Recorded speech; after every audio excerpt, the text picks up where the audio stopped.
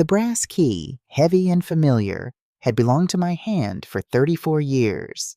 But as I stood on the porch of my Victorian home in Oak Park, Illinois, the key was entirely useless. Where my antique Schlage deadbolt used to be, there was now a sleek, matte black smart lock, a keypad, a glowing blue ring, a piece of technology I had never purchased, on a door I had never given anyone permission to change. I didn't panic. Panic is for people who don't know what's coming. I knew exactly what was happening. My iPhone buzzed in the pocket of my trench coat. The screen illuminated the dimming evening light. Carter calling. My son. My only child. The man who had likely just paid a locksmith triple time to lock his 68-year-old mother out of her own life. I let it ring. The sound was almost rhythmic, a desperate little heartbeat vibrating against my hip. I didn't reach for it. Instead, I reached into my leather tote bag and pulled out a thick, heavy manila folder. I traced my fingers over the edges of the paper inside. I smiled. It wasn't a happy smile. It was the cold, quiet smile of a trap snapping shut. But to understand how I ended up on my own porch, holding the evidence of my son's impending destruction, I have to take you back 14 months. Back to when the house was still full of noise, and before the silence let the rats creep in. 14 months ago, my husband Richard passed away. A massive coronary. One minute he was arguing with the umpire on the television, and the next, he was gone. When you lose the person who has been your counterweight for 4 decades, the world doesn't just spin, it tilts. You lose your center of gravity. In those dark, suffocating weeks that followed the funeral, Carter and his wife, Chloe, were my anchors. Or so I thought. Carter is 38. He's a mid-level director at a boutique investment firm in downtown Chicago. He drives a silver Porsche 911, wears custom-tailored Brioni suits, and has the kind of polished, aggressive charm that makes people hand over their money without reading the fine print. Chloe, at 35, is a socialite by trade. She treats her life like an ongoing Instagram reel, always impeccably dressed, carrying bags that cost more than my first car, and smelling of Le Labo perfume and expensive Chardonnay. After Richard died, they were suddenly always around. Carter would drop by on Tuesday evenings. Chloe would bring over artisanal sourdough and organic cold-pressed juices on Thursday mornings. Sunday dinners became a strict, unmissable ritual. For the first 6 months, I was just grateful. I thought I had raised a good boy. I thought I was lucky. But then the tone of their visits began to shift. It was subtle at first. A drop of poison in a glass of very sweet wine. "Mom," Carter said one Sunday, eyeing the grand oak staircase that led to the second floor. "Did you hear about Dave's mother? Slipped on a rug, tumbled down just 3 steps. Broke her hip. She's in assisted living now. It's a tragedy." I wiped down the granite countertop, not thinking much of it. "I'm very careful, Carter, and my knees are fine." I know, he'd say, raising his hands in surrender. "But this house? A $1.8 million Victorian? It's a beast, Mom. The property taxes alone in Oak Park are highway robbery. And the maintenance? You shouldn't have to deal with this burden at your age." Then came Chloe's gentle, manicured nudges. She brought over glossy brochures printed on heavy, expensive cardstock. Sun City in Arizona, the villages in Florida. "Evelyn, darling, look at this," Chloe cooed one afternoon, sliding a brochure across my kitchen island. "A luxury retirement community. Golf courses, spas, 0 stairs, 24/7 concierge. You could sell this massive, drafty place, buy a gorgeous little villa in cash, and still have a mountain of money left over to just enjoy your life. Don't you want to be pampered?" They called it concern. They framed my home as a prison and themselves as the liberators. I told them I wasn't ready to leave the house Richard and I had built our lives in. They would back off, apologize, and kiss my cheek. But a week later, the conversation would circle back. The seed had been planted, and they were watering it religiously. The illusion shattered on a rainy Sunday evening in late October. We had just finished dinner. Pot roast, mashed potatoes, a bottle of Napa Valley Cabernet.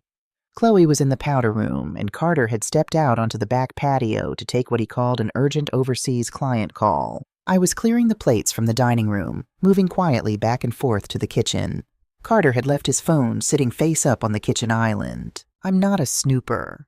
I have always respected my son's privacy, but as I wiped the counter next to his phone, the screen suddenly flared to life. A push notification. It wasn't a text message from a friend. The preview text was long, aggressive, and stark. Sender Vance and Sterling, legal recovery. Message, Mr. Whitfield. Final notice. You have 30 days to clear the $450,000 margin call deficit on account number 8842 before we initiate asset seizure and notify the Securities and Exchange Commission. This is not a drill, Carter. Call us. I stopped breathing. I stood frozen, the damp dishcloth in my hand dripping onto the hardwood floor. Margin call deficit? Asset seizure? The SEC? Carter drove a Porsche. He lived in a penthouse in the Loop. He wore a Rolex Daytona. People with that kind of wealth don't get final notices from attack dog law firms threatening federal involvement. I heard the patio door slide open. I smoothly swiped the phone off the counter, placed it on the breakfast nook table slightly further away, and turned on the faucet, washing a plate as if nothing had happened. Carter walked in, grabbed his phone, gave me a tight, strained smile, and said, "Work never sleeps, Mom. We should probably head out." When they left, the house was silent again. But this time, it wasn't the silence of grief. It was the silence of a crime scene waiting to be uncovered. Here is something Carter forgot, or perhaps simply underestimated about his mother. Before I retired, before I was just Richard's wife or Carter's mom, I spent 28 years working for the Internal Revenue Service. I wasn't a paper pusher. I was a senior fraud investigator. I spent 3 decades tracking hidden offshore accounts, unspooling fake shell companies, and hunting down white-collar criminals who thought they were smarter than the system. I understand documentation, I understand paper trails, and I know how to find the ghosts in the machine. The next morning I didn't go to my garden. I went into Richard's old study, locked the door, and booted up my desktop computer. I made 3 phone calls to old colleagues who owed me favors. I accessed public court records, property tax databases, and lien registries. I didn't need to break the law. I just needed to know where to look. By 3 p.m., I had a 12-page dossier on my son's actual financial life. The Porsche, leased and 3 months behind on payments. The penthouse, mortgaged to the absolute hilt, with a second line of credit drawn against it. But that wasn't the worst of it. Carter wasn't just broke. He was desperate. The records showed he had recently been named in a quiet civil lawsuit by 3 of his firm's clients. Digging deeper into the SEC public filings, I pieced together the nightmare. My son, my brilliant Ivy League-educated boy, had secretly funneled over $4 million of his clients' funds into an unregulated offshore crypto trading platform, chasing a massive payout. The platform had collapsed. A classic Ponzi scheme. The money was gone, vaporized. The clients were demanding their money back. The firm didn't know yet, but the private lawyers were closing in. If Carter didn't come up with at least $1 million in liquid cash within 30 days to settle the most aggressive claims, they were going to the SEC. Once the SEC got involved, it would be turned over to the Department of Justice. Wire fraud, bank fraud, embezzlement, federal crimes. He was looking at 10 to 15 years in federal prison. I sat in the study, watching the dust motes dance in the late afternoon sun, feeling a profound, nauseating chill settle into my bones. Every Sunday dinner, every loaf of artisan bread, every glossy brochure for Sun City. It all snapped into a sickeningly clear picture. Carter and Chloe didn't care about my knees or the stairs. They didn't care if I was lonely. They looked at me, a grieving 68-year-old widow, and they didn't see a mother. They saw an ATM. They saw $1.8 million of unencumbered equity sitting in a Victorian house. They needed me to sell, to give them the cash under the guise of family management, so Carter could buy his way out of a federal indictment. The grief of losing Richard was a sharp, tearing pain, but the realization that my own flesh and blood was methodically working to strip me of everything I owned to save his own skin? That wasn't pain. It was a complete recalibration of my reality. I printed the documents. Every single page. I placed them in a heavy manila folder. I didn't cry. The IRS had trained the tears out of me a long time ago. They thought I was just an old woman whose edges had softened. They thought my grief made me a target. They were about to find out exactly how dangerous an auditor can be when she starts looking at her own family's books. There is a specific kind of silence that settles into a house when you realize you are completely alone. Not just physically alone, but fundamentally isolated from the people you thought were your safety net. The morning after I discovered the truth about Carter's $4 million crypto disaster, I sat at my kitchen table and watched the sun come up over the oak trees. My coffee was cold. The thick manila folder of his financial ruins sat in front of me like an unexploded bomb. I didn't confront him. The instinct of a mother is to call her child, to scream, to ask why, to offer help even when they have wronged you. But the instinct of an IRS fraud investigator is entirely different. An investigator knows that the moment you reveal what you know, the target changes their behavior. Documents disappear. Hard drives are wiped. Stories are synchronized. If I wanted to protect the home Richard and I had built, I couldn't be his mother anymore. I had to be his mark. I had to let him think his plan was working flawlessly. It took 3 days for Carter to make his move. The 30-day clock the collection lawyers had set for him was ticking loudly in his ear, and I could see the desperation starting to crack through his polished exterior. He came over on a Thursday evening. It was raining, a cold, miserable Chicago drizzle. He didn't bring Chloe this time. He brought a leather briefcase and a smile that didn't quite reach his eyes. His suit looked slightly rumpled, and there were faint, dark circles forming under his lower lashes. "Hey, Mom," he said, kissing my cheek. He smelled of stale espresso and anxiety. "I know it's late. I just wanted to drop by and check on you. And well, I brought some of that boring paperwork we talked about." I poured him a cup of decaf and sat across from him at the kitchen island. "Paperwork?" I asked, keeping my voice gentle, wavering just a fraction to sound tired. "Yeah, just some routine stuff," Carter sighed, opening his briefcase. He pulled out a stack of documents clipped together.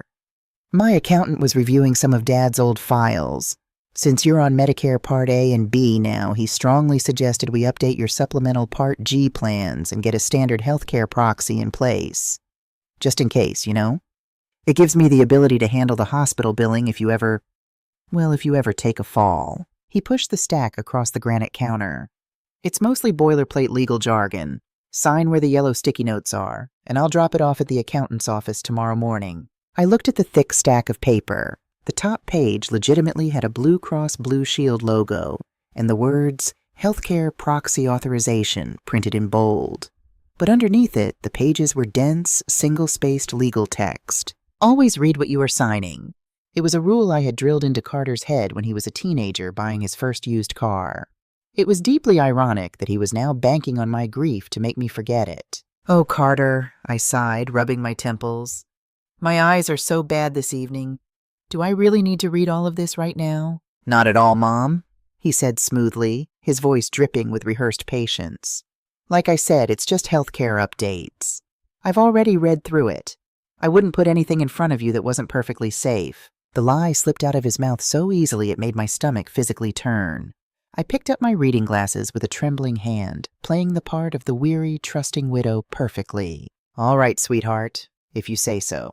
I took the pen he offered, but as I flipped the pages to find the yellow sticky notes, I deliberately knocked my ceramic coffee mug off the table with my elbow.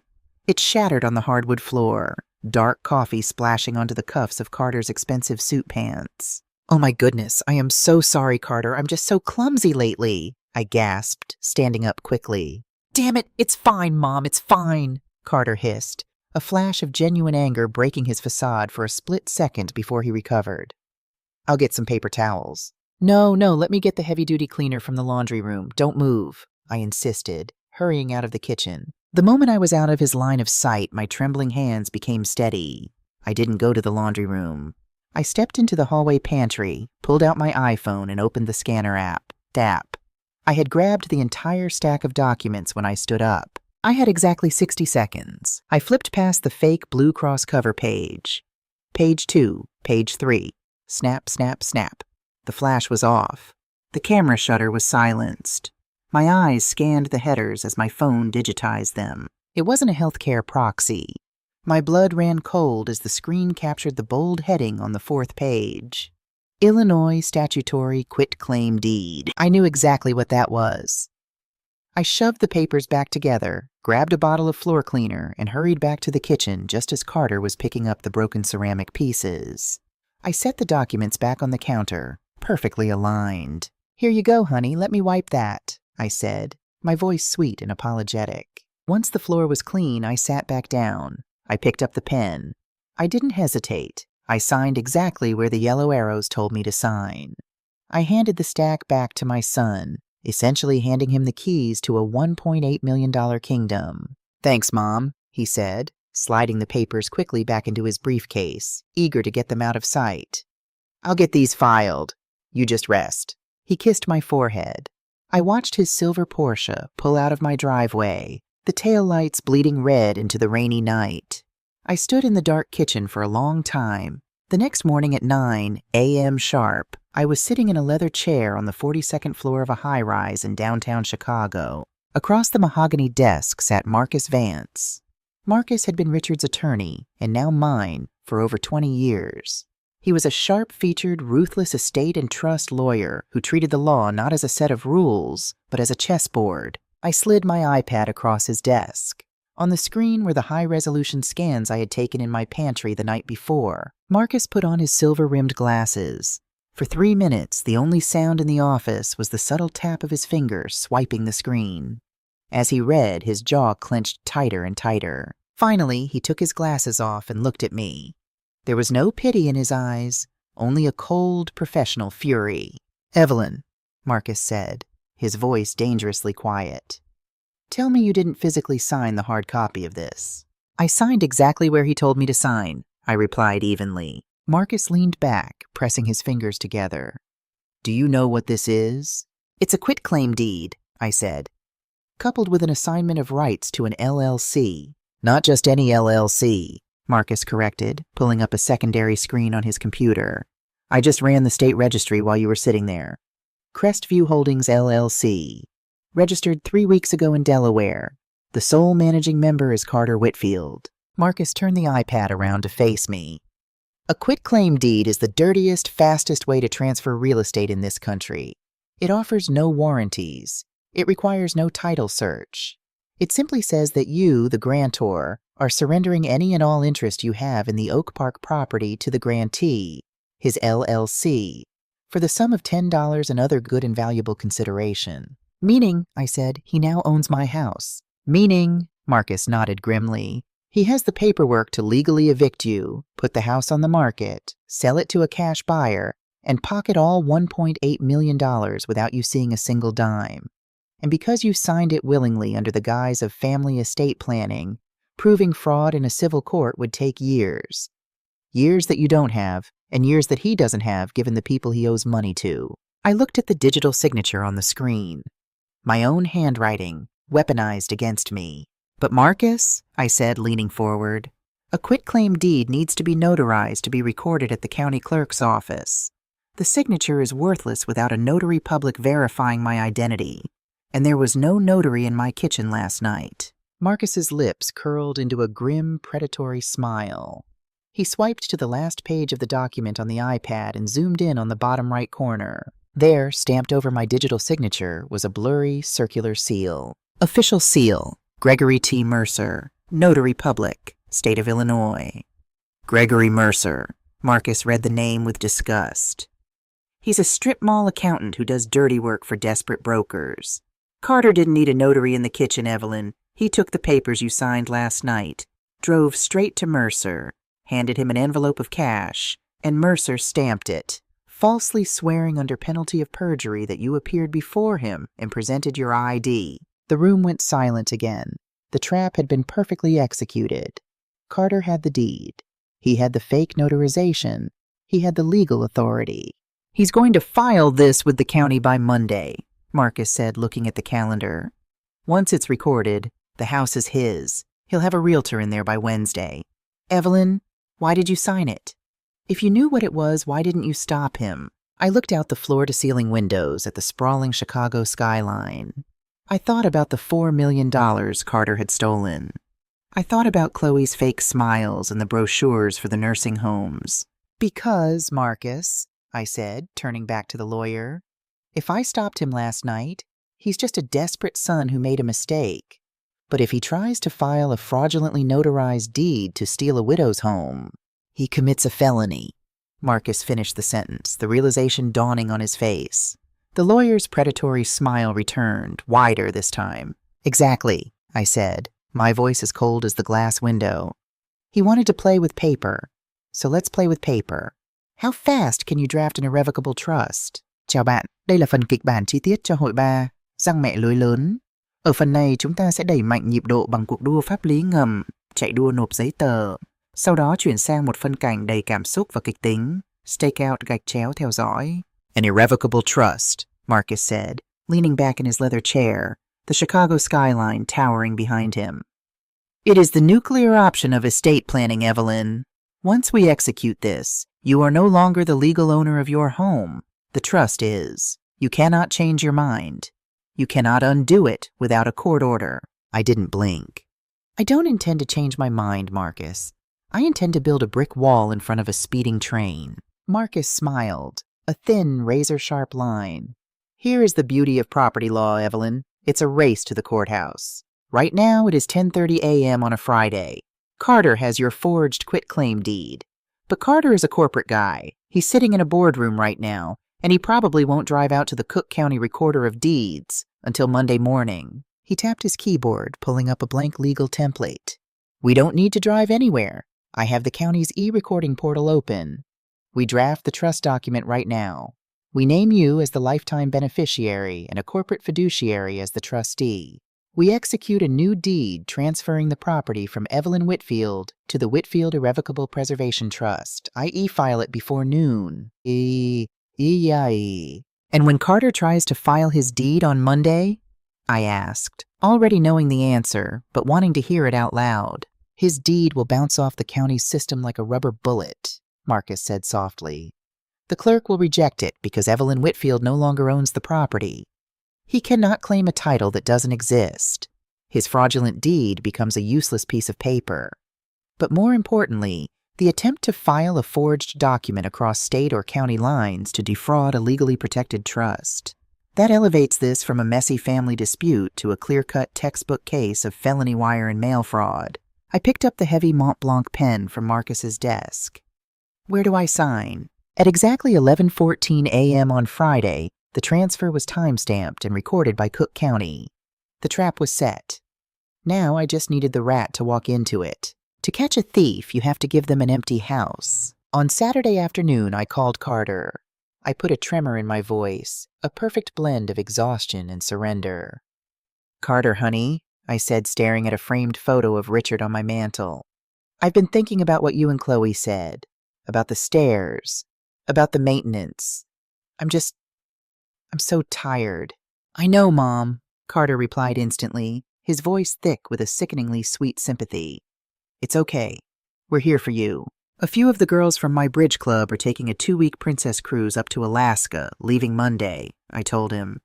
They had a cancellation and they offered me the ticket. I think I need to get away. Breathe some ocean air. And when I come back, maybe we can seriously look at those brochures Chloe brought over. There was a pause on the line. I could practically hear the adrenaline spiking in his veins. 2 weeks, an empty house, an elderly mother out of cell phone range in the glaciers. It was the perfect window for him to finalize the theft. Mom, that is a fantastic idea, Carter said, his voice suddenly bright, energized.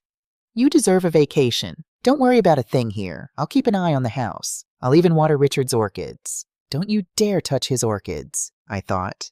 But out loud I said, Thank you, sweetheart. You're such a good boy. Monday morning, Carter and Chloe arrived to see me off. Chloe brought a basket of travel-sized luxury toiletries. She hugged me at the front door, her Le Labo perfume suffocatingly strong. Have the best time, Evelyn. We'll take care of everything, she whispered. I know you will, I thought. An Uber Black picked me up at 9 a.m. I waved from the back seat as we pulled away, watching my son and daughter-in-law standing on my porch, holding hands, looking like the picture of upper-middle-class perfection. O'Hare International, ma'am, the driver asked. Change of plans, actually, I said, slipping my phone out of my purse.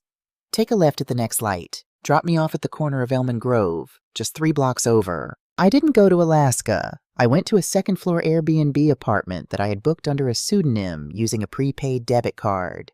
The apartment belonged to a traveling nurse, and it had a small, dusty balcony overlooking my street. More importantly, it had a direct, unobstructed line of sight to my front porch. I set up my command center on a cheap IKEA dining table, a thermos of black coffee, a legal pad, and a Sony A7 IV digital camera outfitted with a 200 to 600 millimeter telephoto lens, a piece of equipment I had purchased specifically for this week. Day 1 was quiet. The mail carrier came. The sprinklers turned on. The house sat there, stoic and empty. Day 2 dragged. I drank too much coffee.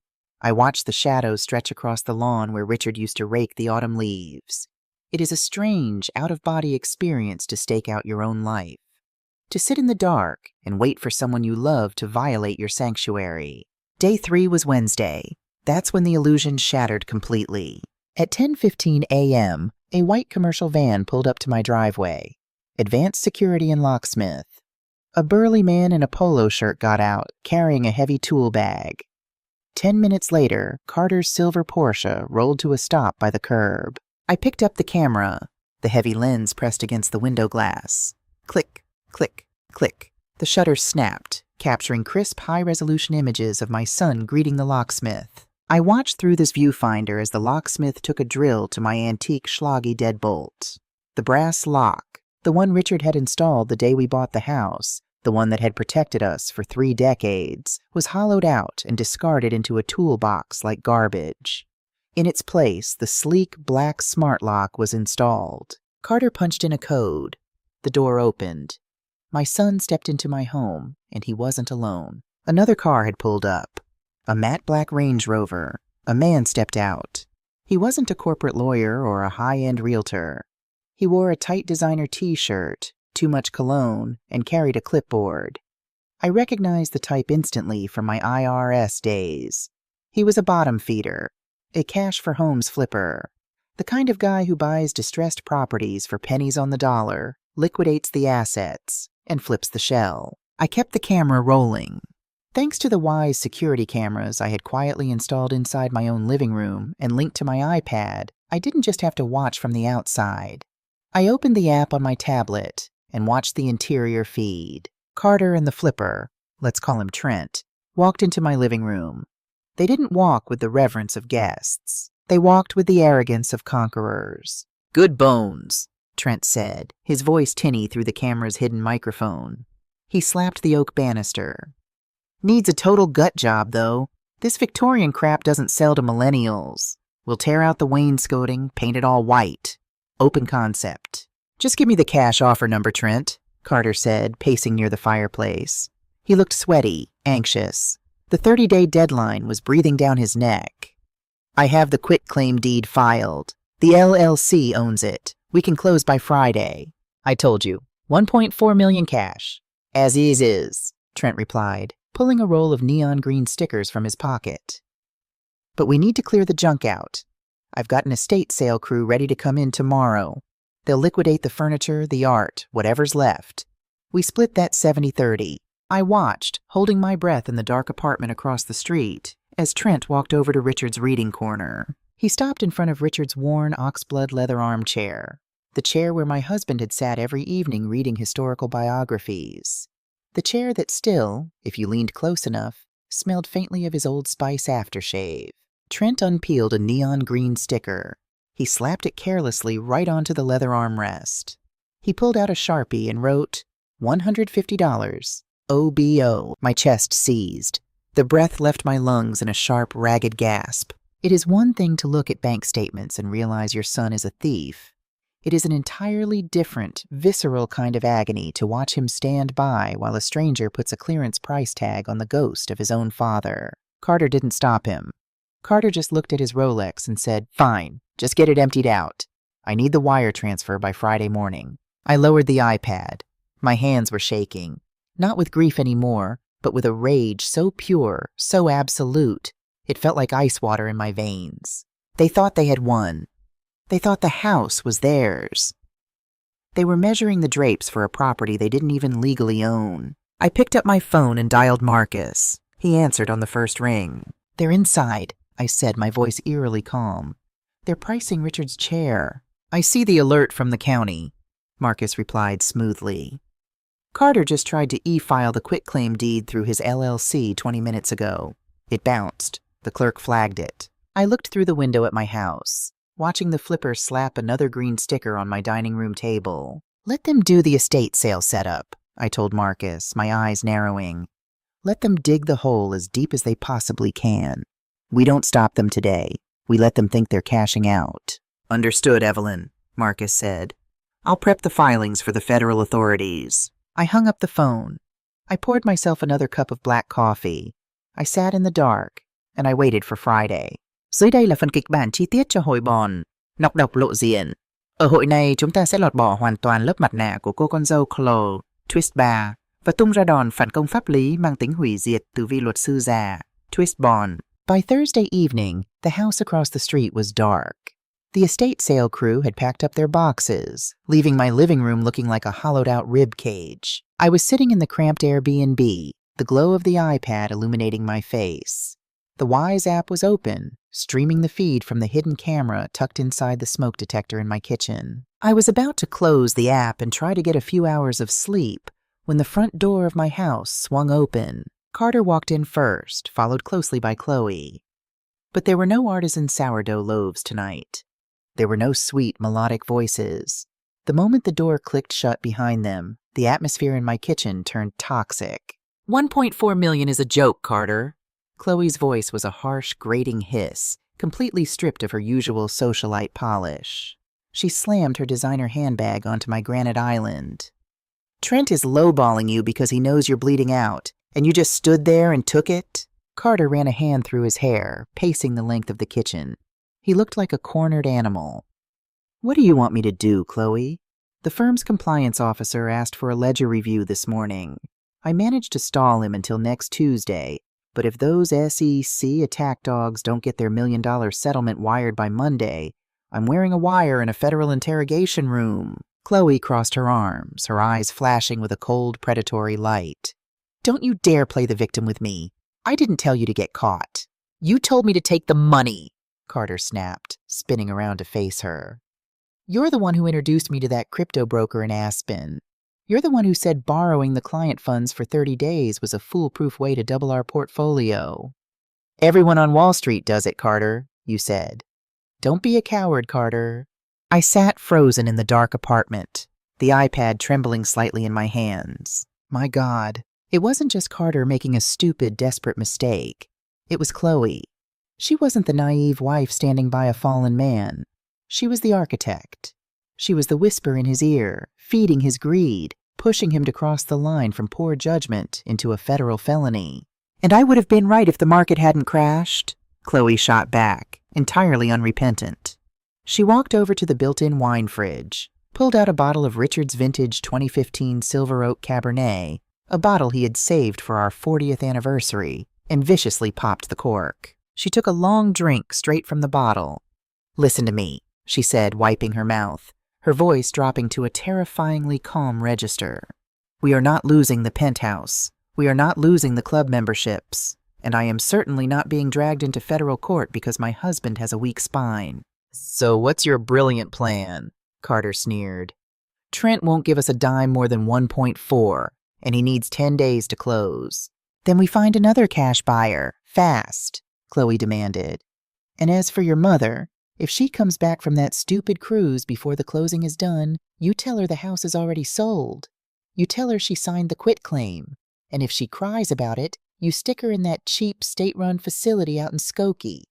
I don't care if she has to share a room with 3 other people. We need the liquid cash, yesterday." "She's my mother, Chloe," Carter whispered, though there was no real conviction in his voice. "She is an asset," Chloe corrected him coldly. "Liquidate it." I tapped the screen, saving the clip directly to the encrypted cloud server. Any lingering ghost of maternal guilt I had vanished in that moment. Chloe was the venom. Carter was the fang. and I was going to pull them both out by the roots. The next morning at 8 a.m., I called Marcus. I didn't say hello. I just played the audio file. When the recording finished, there was a long, heavy silence on the line. I could hear the faint sound of Chicago traffic outside Marcus's office window. "I have been practicing law for 32 years, Evelyn," Marcus said softly. "And I am still occasionally amazed by the absolute rot people are capable of hiding behind an expensive suit." "They need more than the flipper is offering," I said, staring at my cold coffee. "And they need it faster. Carter is backed into a corner with his firm." "I know," Marcus replied, and I could hear the sharp tactical shift in his tone. The lawyer was gone. The predator was back. "And that is exactly what we are going to give them. A lifeline, right before we cut it." "Explain," I said. "If Carter sells to Trent the Flipper, it's messy. Trent is a local buyer. He'll use a local title company. When the title company runs the deed, they might flag our irrevocable trust and blow the deal up before Carter actually commits the financial crime of receiving the funds." "We need him to cross the finish line," I agreed. "We need him to commit the act." "Exactly," Marcus said. "To trigger federal wire fraud statutes, which carry a 20-year maximum sentence, Carter needs to use electronic communications to execute a scheme to defraud, and he needs to attempt to receive stolen funds across state lines. So I have spent the last 48 hours setting up a ghost." Marcus paused, letting the weight of his plan settle in. "Evelyn, meet Apex Holdings, LLC, a Delaware-registered shell corporation. The registered agent is a P.O. box in Wilmington. The sole managing director is a fictional foreign investor named Arthur Pendleton. In reality, Apex Holdings is controlled entirely by my firm." I smiled, a real, genuine smile. "You're going to buy my house from my son." "I am going to offer to buy your house," Marcus corrected. "In about an hour, Carter is going to receive a phone call from an associate of mine posing as a high-end acquisitions agent for Apex Holdings. We are going to offer him $1.5 million. All cash, no inspections, no contingencies, and a guaranteed 5-day escrow close." "It's too good to be true," I noted. "Will he buy it?" "Desperate men don't look for red flags, Evelyn. They look for exits," Marcus said coldly. "We will require him to sign a sworn affidavit that he holds free and clear title. We will require him to wire instructions for the funds to cross state lines into his Chicago bank account. The moment he signs those closing documents on Tuesday, he commits a Class B federal felony. He won't just be a bad son, he will be a federal criminal." I didn't have to wait long to see if Marcus's theory held up. At 9:45 a.m., I was watching the Wise feed again. Carter had returned to the house to meet the estate sale crew. He was standing in the foyer, arguing with a man about the price of an antique credenza when his cell phone rang. I watched him step into the dining room to take the call. "Hello?" he said, sounding irritated. Then he stopped. His posture changed. The irritation melted into shock, then sheer unadulterated greed. "Yes, I'm the managing member of Crestview Holdings," Carter said, his voice trembling slightly. $1.5 million? All cash? As is?" He looked around the empty room as if he couldn't believe his luck. Yes, I can close in 5 days. I have the quitclaim deed already executed. I can send you the wire instructions for the escrow account right now." He hung up the phone. He stood completely still for 3 seconds. And then my 38-year-old son threw his head back and laughed. It was a loud, echoing sound of pure triumph. He immediately dialed Chloe. "Babe," he said breathlessly, "pack a bag for the Hamptons next weekend. We got it. $1.5 million. An out-of-state corporate buyer just dropped out of the sky. We are saved." I watched him walk into the kitchen, open the fridge, and pull out another bottle of Richard's wine to celebrate with the estate sale manager. They toasted to the quick sale. They toasted to the easy money. They were celebrating the perfect crime. I turned off the iPad. I didn't need to watch anymore. The snare hadn't just closed. It had locked. All that was left was for the trap to spring. Friday morning arrived with a cold, biting wind off Lake Michigan, rattling the windows of my cramped Airbnb.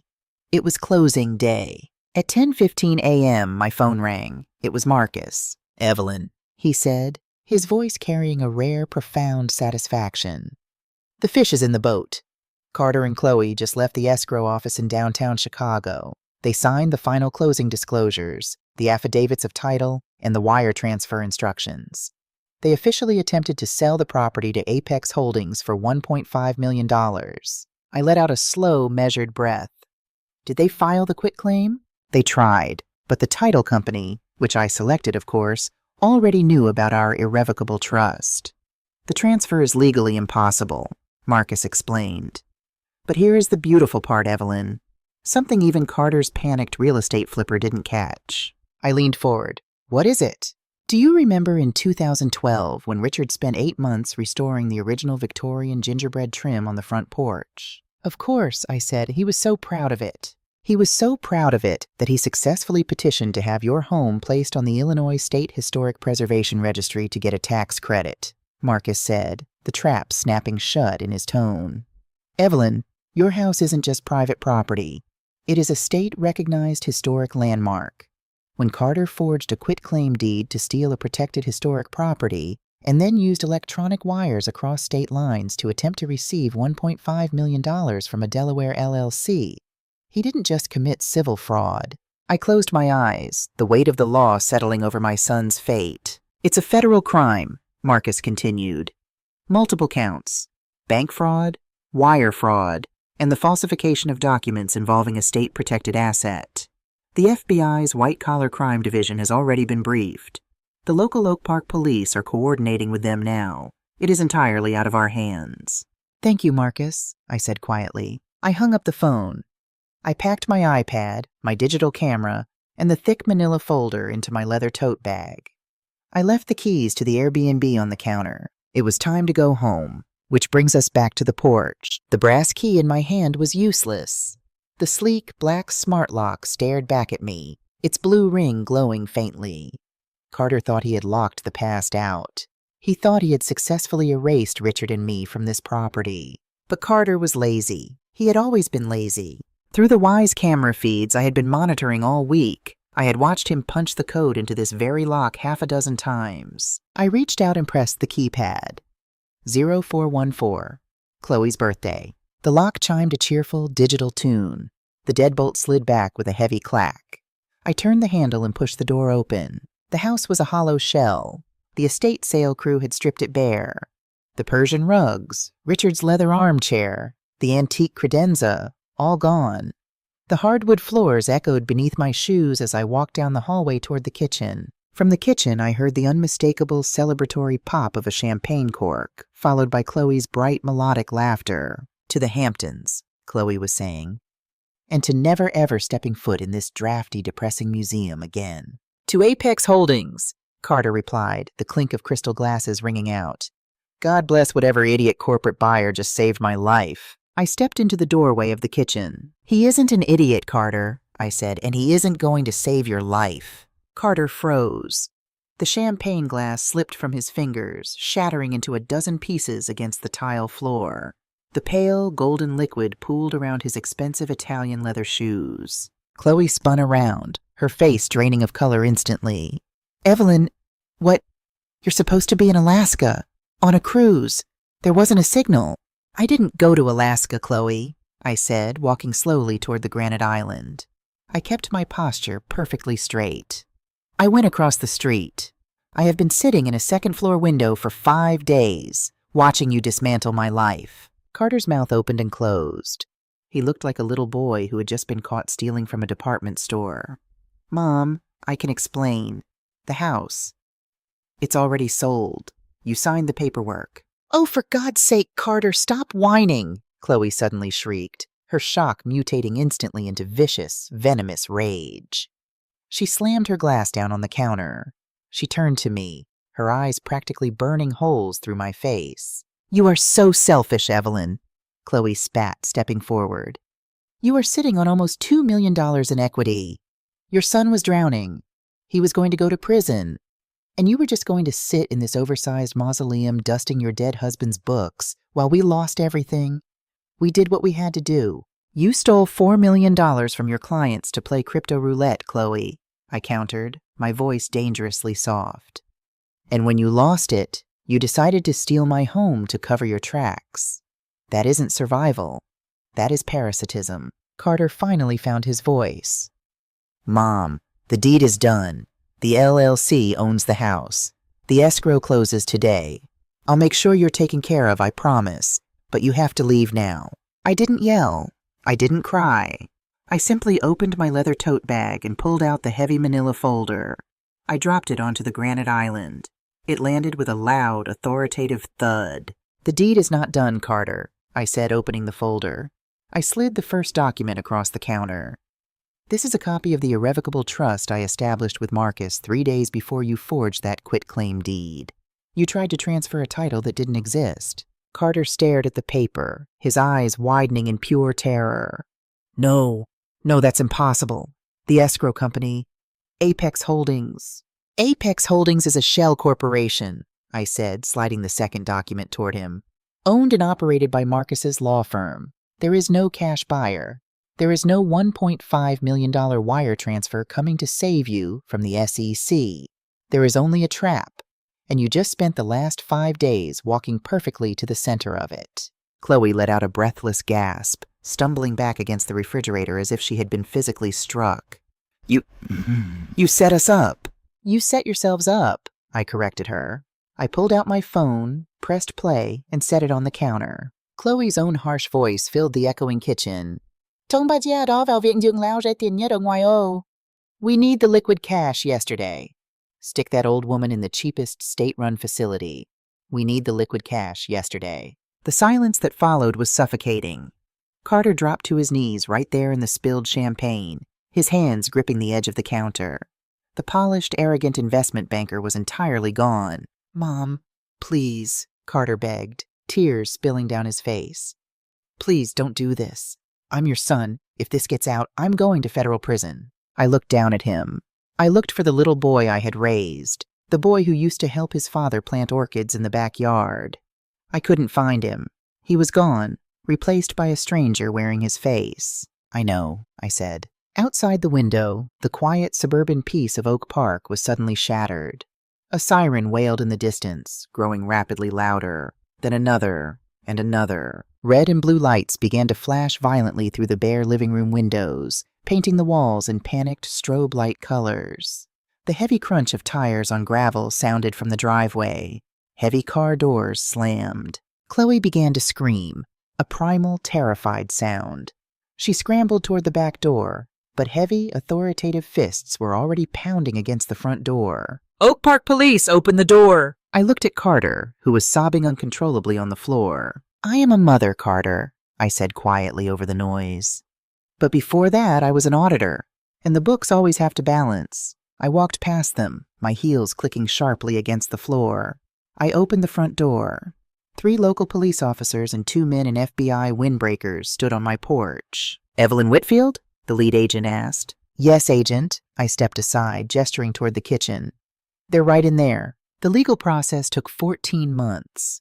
It was a tedious, brutal public spectacle. Carter's original victims, the clients he defrauded at the investment firm, filed massive civil suits. But it was the federal indictment for wire fraud and the forged conveyance of a state historical property that sealed his fate. He pleaded guilty to avoid a trial. He was sentenced to 12 years in federal prison. Chloe didn't fare much better. The audio recordings from my house, combined with the financial paper trail Marcus subpoenaed, proved she was a co-conspirator. She was sentenced to 8 years. The last I heard, her wealthy parents had completely disowned her. I haven't visited them. I don't know if I ever will. Some betrayals are so absolute, so structurally devastating, that forgiveness is not a moral imperative. It is simply a math equation that can never be solved. My house is no longer empty. It took me a few months, but I bought new furniture. Different pieces this time. Lighter colors. I didn't try to recreate the museum of my past with Richard. I built a space for my present. The oak stairs are still steep. The property taxes are still high. But when I sit on my front porch now, drinking my morning coffee and looking at the restored Victorian trim, I don't feel the weight of an empty house. I feel the impenetrable strength of a fortress. People think that getting older makes you soft. They think grief makes you blind. They look at a widow and see a mark. But what they don't understand is that when you have lost the love of your life, you have already survived the absolute worst thing the world can do to you. You are no longer afraid. And a woman who is no longer afraid is the most dangerous person in the room. Dưới đây là phần kịch bản chi tiết cho kết thúc. Resolution _ Epilogue. Phần này sẽ đóng vai trò như một lời từ sự cuối cùng, monologue, của Evelyn, khép lại trọn vẹn mạch cảm xúc của một bộ phim giật gân tâm lý, psychological thriller, và để lại dư âm cực kỳ sâu sắc cho khán giả. Mình tiếp tục viết bằng tiếng Anh chuẩn, để bạn có thể giáp ngay vào phần thu âm của video nhé. 14 months have passed since that Friday morning in my kitchen. The wheels of federal justice turn slowly, but when they finally grind down, they pulverize everything in their path. The trial never happened. Faced with the mountain of paper Marcus and I had compiled, the forged notary stamp, the recorded confessions, the wire transfer instructions sent across state lines to our shell company, Carter's public defender advised him to take a plea deal. My son, the man who used to drive a silver Porsche and wear custom Brioni suits, stood in a federal courtroom in a beige jumpsuit. He pleaded guilty to 2 counts of wire fraud, 1 count of bank fraud, and 1 count of forging a conveyance of a state-protected historic landmark. The judge, unamused by a Wall Street director trying to evict his grieving mother to cover a crypto scam, handed down a sentence of 15 years in federal prison without the possibility of early parole. Chloe didn't fare any better. The audio from my Wise camera proved she wasn't just an accessory, she was the architect. She was charged with federal conspiracy. Her wealthy parents, terrified of the public scandal, completely cut her off. She is currently serving 12 years in a minimum security facility in Danbury, Connecticut. I imagine the commissary doesn't stock Le Labo perfume. I haven't visited them. I haven't written. People ask me, friends from the bridge club, the neighbors who saw the FBI raid, if I feel guilty. They look at me with a mixture of pity and quiet horror. They wonder how a mother could meticulously build a trap that sends her own flesh and blood to a federal penitentiary. I understand their confusion. Society tells us that a mother's love is supposed to be unconditional. It tells us that family is everything, that blood is thicker than water, that you must protect your children at all costs. But as I sit here now in the quiet of my backyard garden, holding a warm cup of Earl Grey tea, I don't feel guilt. I don't feel regret. I look at the massive oak tree shading the patio. Richard planted it the year we moved in. It is tall, strong, and deeply rooted in the earth. I look at my home, the Victorian house that my husband and I poured our youth, our money, and our love into. It is a monument to a life well lived. A family is a lot like a garden. You water it, you nurture it. You give it everything you have to help it grow. But any good gardener will tell you a harsh, uncomfortable truth. Sometimes disease sets in. Sometimes the rot starts deep in the roots, spreading silently, feeding off the healthy parts of the tree until the whole thing threatens to collapse. When that happens, you have a choice. You can close your eyes, pretend the rot isn't there, and let it destroy everything you've built. Or you can pick up the axe. Protecting your legacy sometimes means you have to be the one to swing the blade. It means having the cold, agonizing courage to uproot the rotten trees before they bring down the house. Carter chose his path the moment he looked at my grief and saw an opportunity.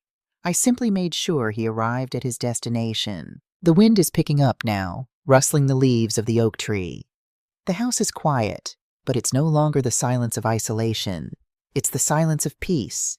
The silence of a fortress that has withstood the siege. My name is Evelyn Whitfield. I am 68 years old, and my house is finally my own again.